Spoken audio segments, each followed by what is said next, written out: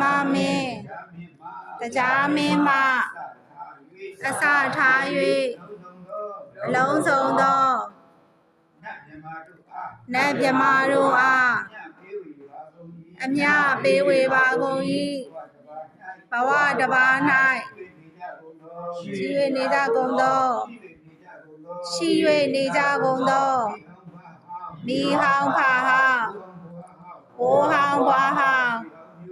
ဆွေဟောင်းမျိုးဟောင်းပုဂ္ဂိုလ်ပေါင်းတို့အားအမြပေးဝေပါကုန်၏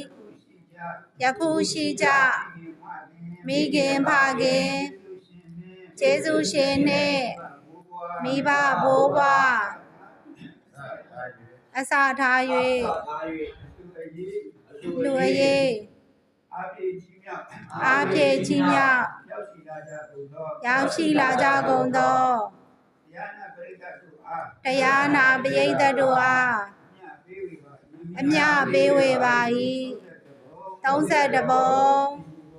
ကျင်းလည်ကုန်သောလုံးစုံများစွာတတ္တဝါတို့သည်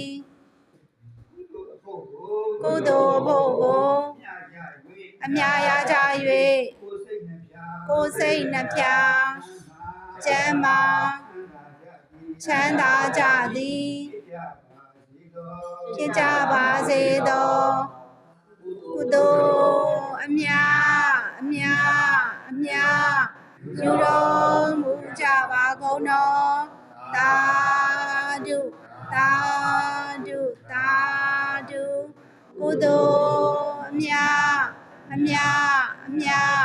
ယူတော်မူကြပါကုန်တော်သာဓုသာဓုသာဓုကုသိုလ်အမြယူတော်မူကြပါကုန်တော်